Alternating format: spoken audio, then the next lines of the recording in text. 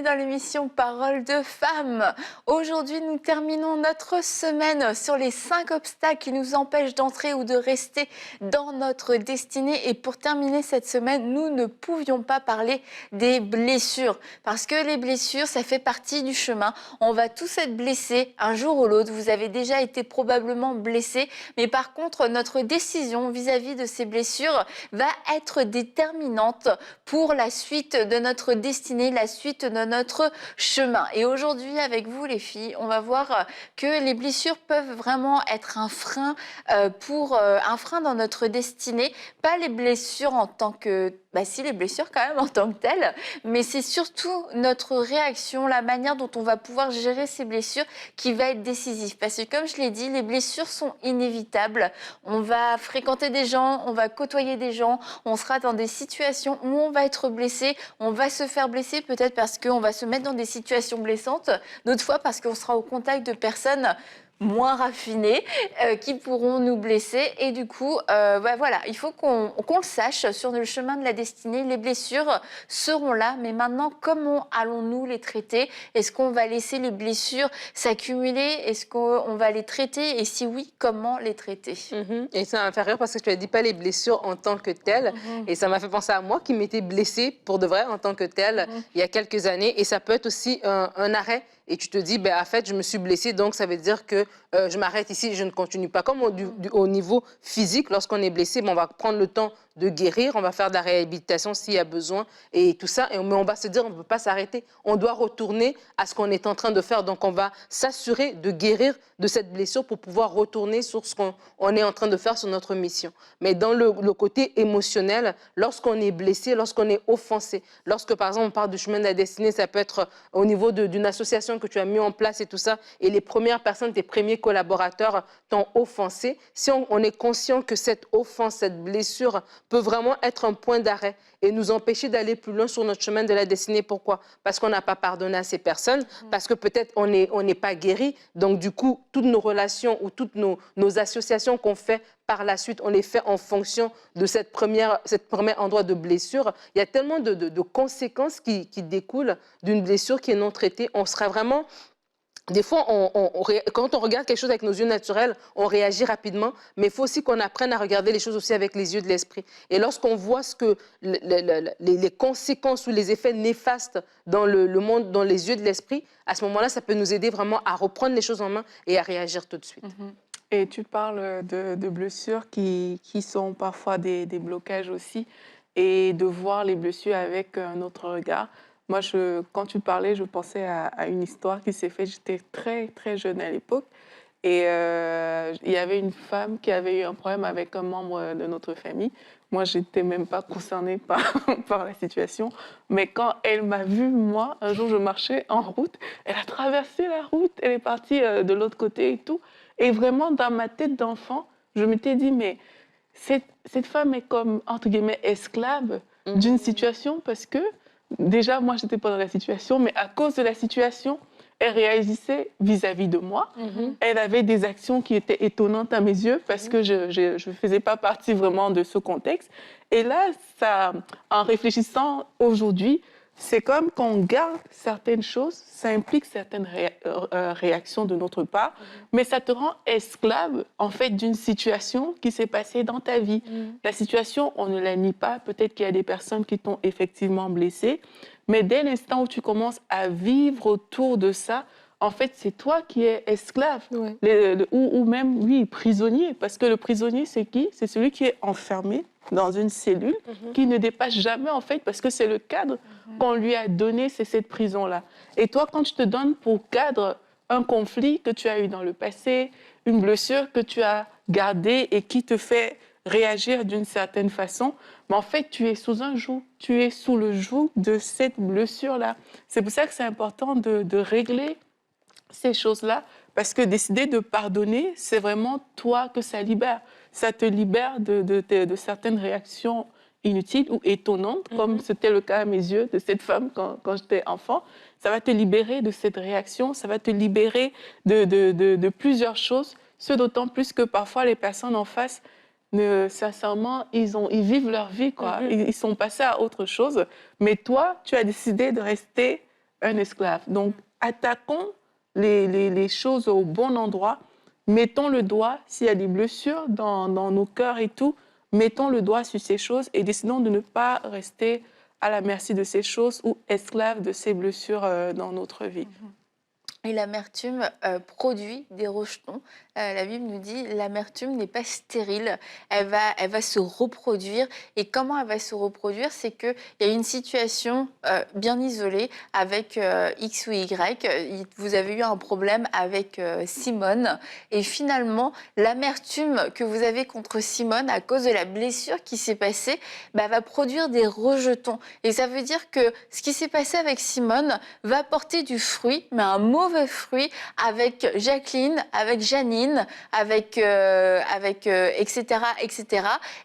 Et ça peut ne jamais en finir dans le sens où ça va devenir un élément qui va faire partie de nos relations. Ça fait désormais partie de la façon dont on réfléchit, la façon dont on interagit, la façon dont on pense nos relations, la façon dont on aime les gens aussi, va être, entre autres, en tout cas, ça ne va pas forcément être dominé par ça, mais l'amertume en fera partie. Et c'est toujours un ingrédient, toujours, c'est jamais une exception, mais c'est toujours un ingrédient qui vient gâcher la recette. C'est pas un ingrédient qui, quelquefois, ça fonctionne, quelquefois, ça fonctionne pas. Et je l'ai déjà dit dans d'autres contextes, je vais le redire, un bout de crotte de chien dans une recette, ce n'est jamais un élément qui fonctionne. Ce n'est jamais une bonne idée, ce n'est jamais un bon ajout, en petite quantité soit-il, c'est jamais la bonne surprise non plus. C'est toujours une très mauvaise idée de l'ajouter à quelque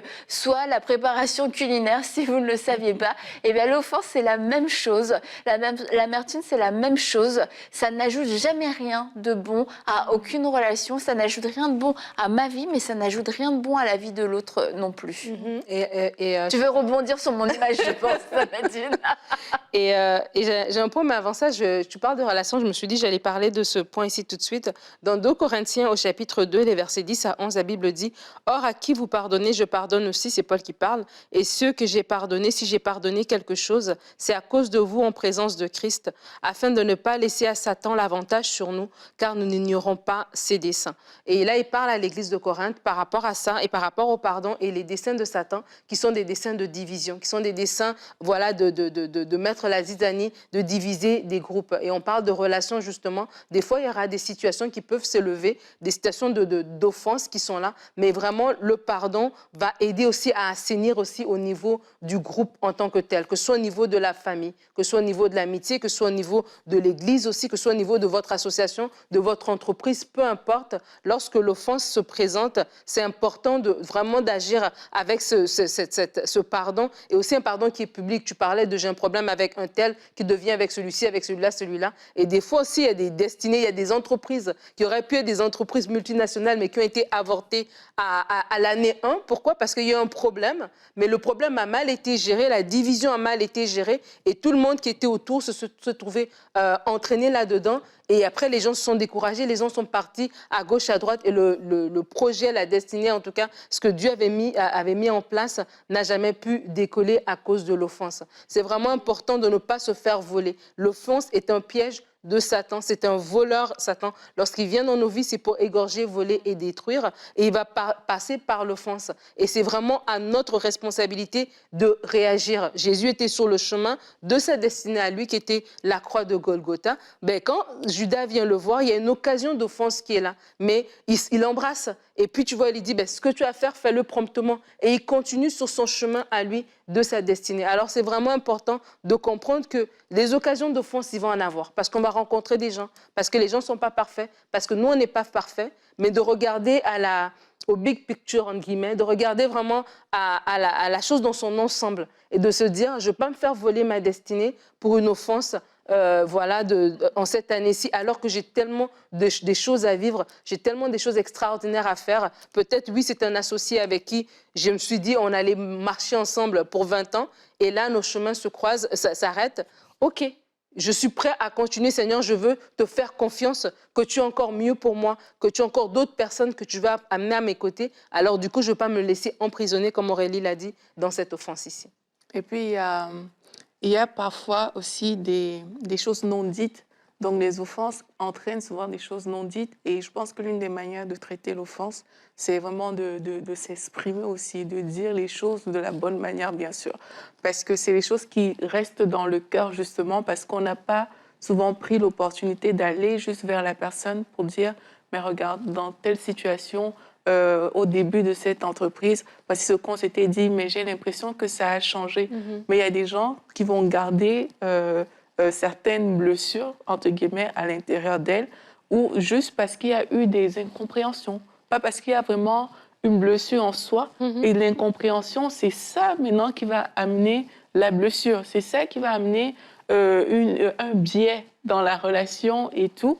Mais c'est vraiment important, parfois, même qu'on se sent blessé comme ça, de prendre son courage, vraiment. On a déjà vu dans cette émission comment est-ce qu'on réagit quand on n'est pas d'accord ou des choses comme ça. C'est important de prendre son courage et vraiment d'agresser certaines choses.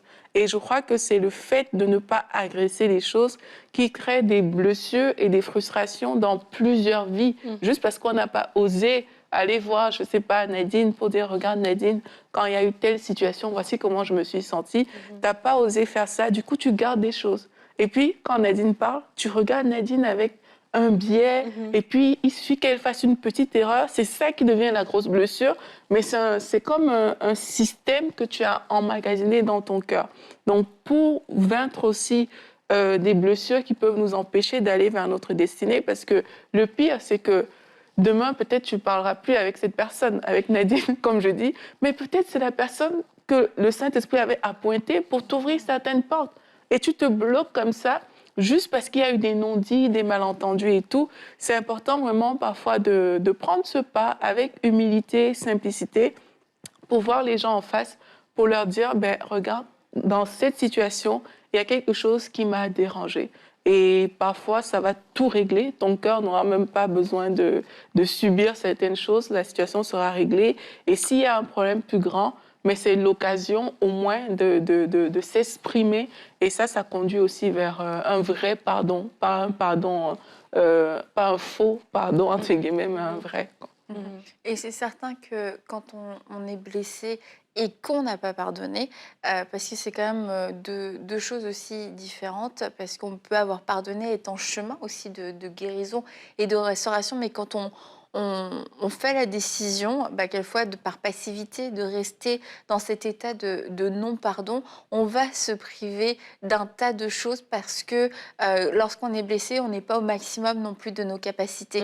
Et puis, la blessure, on l'a déjà dit, quand c'est à vif, il suffit qu'on touche, qu'on effleure, ça fait mal, ça fait réagir. Et forcément, il y a des gens qui vont nous effleurer après et qui ne veulent pas nous faire de mal, qui ne sont pas là pour nous blesser, mais pourtant, on va le ressentir comme une blessure et on va écarter ces gens ou on va s'éloigner des gens. Et c'est comme ça qu'on se retrouve à faire des associations ou des alliances par défaut, parce que c'est les seules alliances et les seules associations que notre âme blessée peut supporter.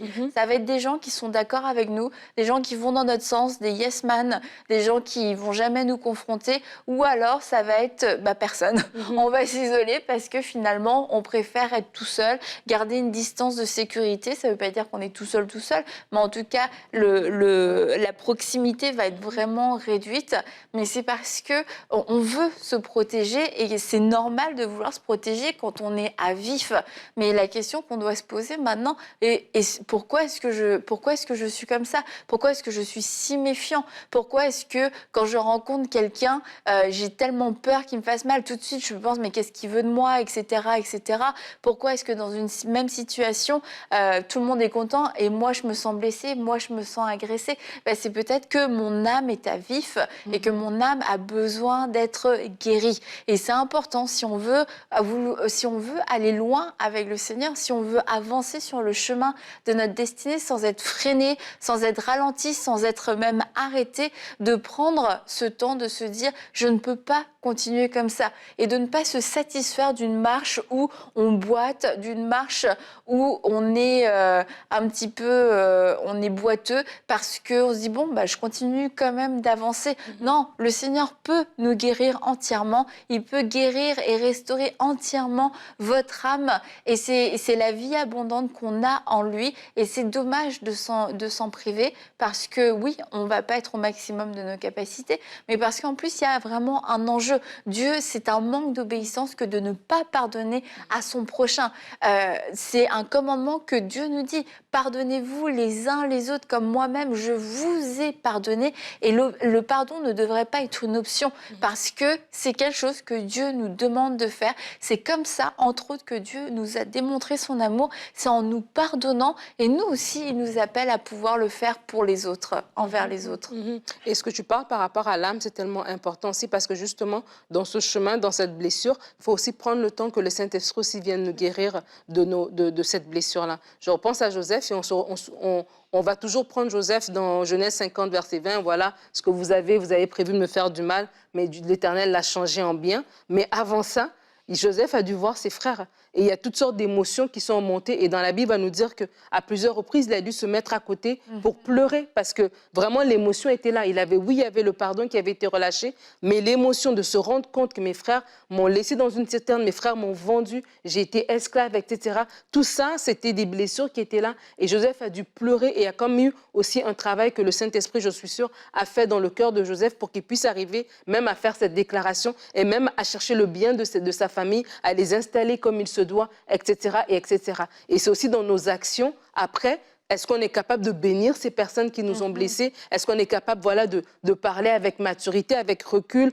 avec une perspective beaucoup plus grande de la situation? Ça va être des indices aussi qui vont nous montrer que nous avons vraiment su passer par-dessus nos offenses, comme nous dit la Bible, tirer gloire de ces offenses-là, qu'on a su vraiment être guéris. Mais vraiment, il n'y a aucune honte à aller devant le Seigneur, à dire ça me fait mal. Ouais. Et ça, j'ai envie de pleurer, je suis fâchée, je ne comprends pas. Et maintenant, on est frustré, on est énervé et de dire Seigneur, ben, je vais faire confiance. Ouais. Ou bien, je ne sais pas c'est quoi la situation d'offense qui est la vôtre, mais vraiment, n'ayez pas honte. En fait, le Seigneur veut vous restaurer, il vous dit pas, il vous demande pas de pardonner comme si c'était quelque chose d'impossible, comme si c'était quelque chose que vous deviez faire par vous-même. Mais le Saint-Esprit est là pour vous aider et il y a ce travail aussi que le Saint-Esprit fait dans nos cœurs pour vraiment qu'il y ait que de lui une guérison qui est complète et qui est profonde et qui va peut-être même vous permettre par la suite de revoir ces personnes et de les regarder avec un regard bienveillant, avec un regard vraiment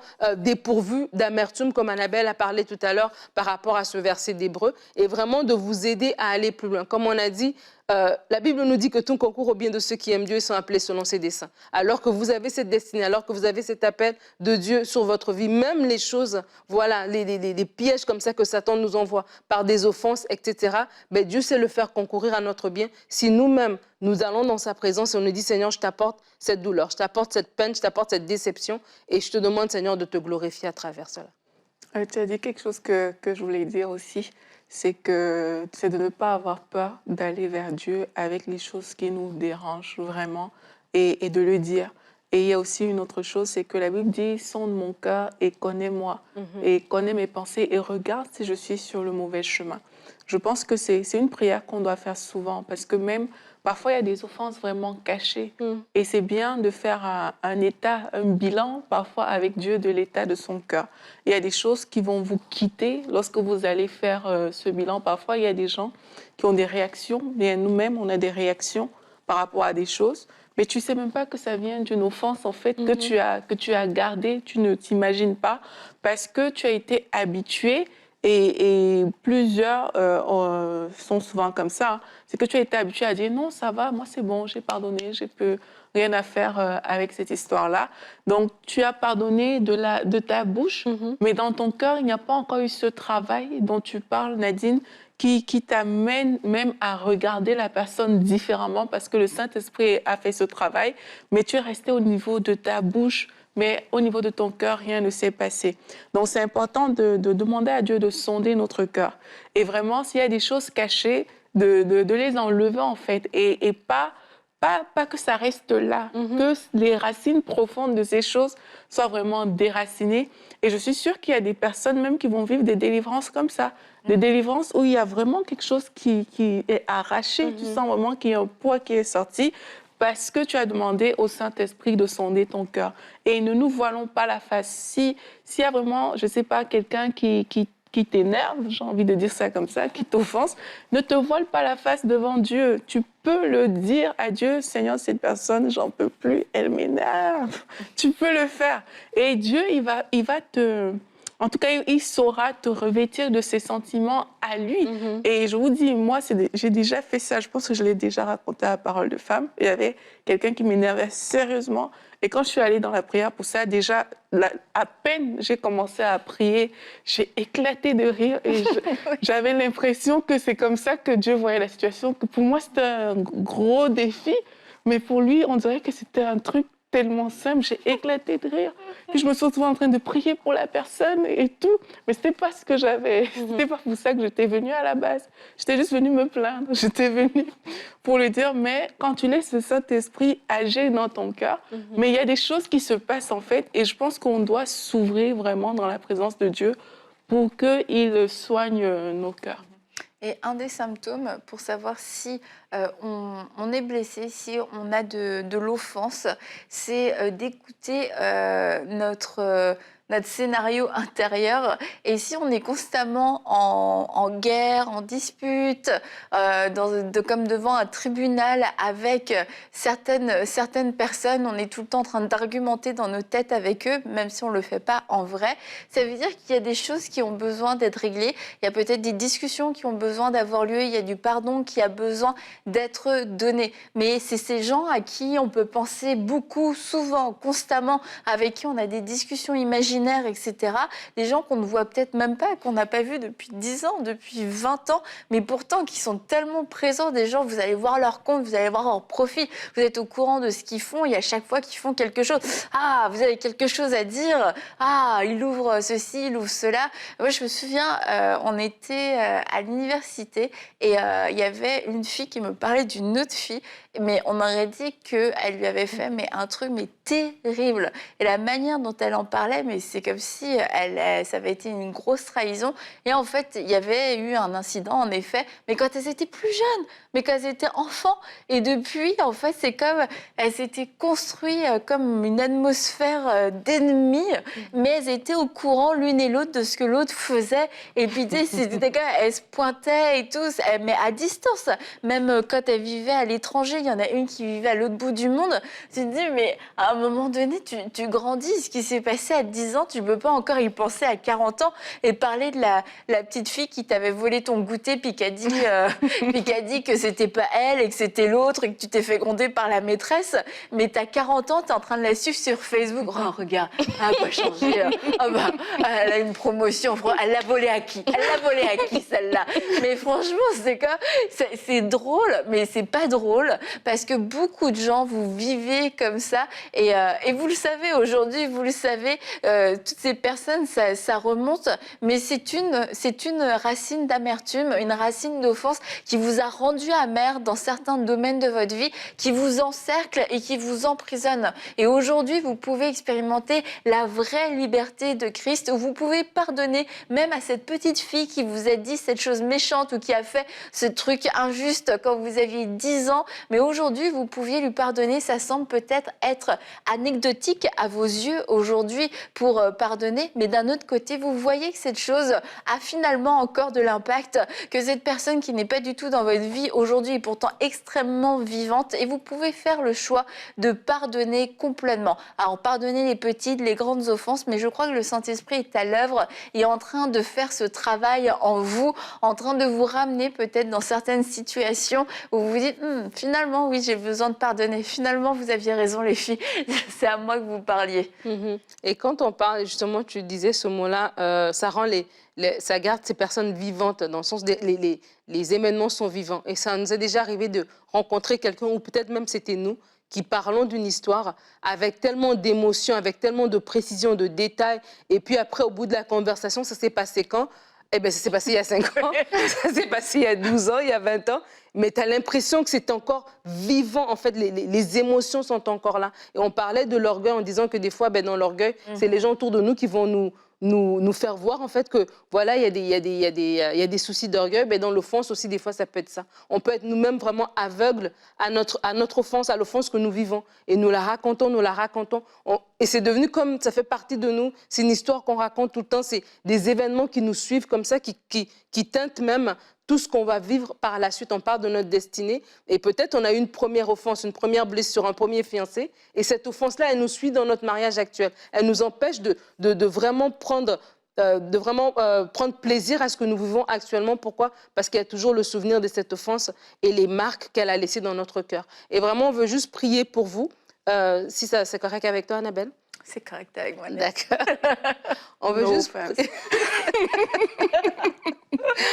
On veut juste prier pour vous parce qu'on est consciente que l'offense, c'est quelque chose d'assez profond. Et des fois, ça peut être facile comme ça d'en parler. Mais lorsque c'est nous qui vivons la chose, lorsque c'est nous qui portons les marques de la blessure, ça peut être vraiment difficile. Et on peut se dire, bah, attends, j'ai essayé, mais vous ne comprenez pas, c'est trop grand, c'est trop profond pour que je puisse pardonner. Mais vraiment, il y a un tenté. Et je crois que c'est le tenté pour vous aujourd'hui de relâcher cette offense, pas par vos propres forces, mais par le Saint-Esprit. Et de dire aujourd'hui, Saint-Esprit, je te permets, entre guillemets, de relâcher. Parce que des fois, vous avez eu l'occasion de relâcher, mais à la dernière minute, vous avez rattrapé, vous avez dit non, si je relâche, c'est comme si je nie ce qui s'est passé, c'est comme si j'accepte ce qui s'est passé. Mais en fait, relâchez pour que Dieu vous donne quelque chose de beaucoup plus grand. Alors que vous gardez cette offense dans vos mains, vous vous empêchez de prendre la joie, la paix, le bonheur, les choses extraordinaires, les nouvelles relations, des nouvelles personnes, des nouvelles connexions que Dieu a pour vous. Pourquoi? Parce que vous gardez encore le souvenir de cette offense. Et vraiment, simplement, dans vos propres mots, vous pouvez tout simplement adresser une prière au Seigneur. Seigneur, je te recommande cette personne, ce frère, cette sœur qui regarde cette émission et qui est consciente qu'elle est la personne dont on parle. Elle est la personne qui est encore blessée. Elle est la personne qui, alors que les années passent, alors que sa destinée qui était tellement belle, tellement glorieuse devant elle, elle a l'impression que c'est encore plus loin. Pourquoi? Parce qu'elle n'arrive pas à passer par-dessus l'offense. Elle n'arrive pas, Seigneur Dieu, à triompher de cette offense, à la laisser derrière elle, à pardonner réellement. Seigneur, je prie que par l'action et la puissance de ton Saint-Esprit, que tu viennes, Seigneur, la délivrer de cette prison de l'offense, que ses yeux spirituels s'ouvrent sur l'attaque satanique qu'elle vit, parce que l'offense est une attaque qui vient du diable pour nous empêcher de rentrer, d'aller plus loin avec toi, pour nous garder dans des schémas de pensée qui ne te glorifient pas, qui vont à l'encontre de ta parole, parce que ta parole nous invite au pardon. Ta parole nous dit que l'amour couvre une multitude de fautes. Merci Seigneur, parce que maintenant ses yeux s'ouvrent et elle est consciente que dès lors qu'elle fait ce pas de relâcher, qu'elle fait ce pas de pardonner, qu'elle fait ce pas de laisser aller cette offense, elle reçoit, Seigneur, encore plus. Elle reçoit plus de ta joie, plus de ta paix, plus, Seigneur Dieu, de tes bienfaits. Merci, Seigneur, parce que maintenant, elle prend de l'attitude sur cette situation. Oui, Seigneur Dieu, je déclare qu'elle prend de l'attitude sur cette situation. Elle est capable de la voir avec recul. Merci, Seigneur, parce que tu nous dis dans ta parole de bénir ceux qui nous maudissent. Merci, Seigneur, parce que tu lui donnes la force maintenant de même prier par rapport à cette situation d'offense, de même prier par rapport à ceux qui l'ont offensé. Merci, oh Dieu, parce que nous marchons dans tes voies et cette destinée, elle nous appartient, nous nous l'approprions. Nous ne sommes plus volés, nous ne sommes plus volés. Aucune destinée n'est avortée, aucune destinée n'est volée, parce que nous marchons avec tes instructions et selon ta parole. Que toute la gloire te revienne, Papa. Amen. Amen. Amen. Et nous croyons que toute cette semaine, vous avez pu identifier les obstacles qui vous empêchaient d'entrer ou de rester dans votre destinée et que vous avez la victoire sur ces obstacles par la persévérance, par la consécration, par la sanctification et parce que cet héritage nous a été acquis à la croix par Jésus-Christ et nous pouvons vivre dans cet héritage en restant soumis à lui, à sa parole et à sa volonté. Et on se dit à bientôt pour une prochaine émission de Paroles de Femmes.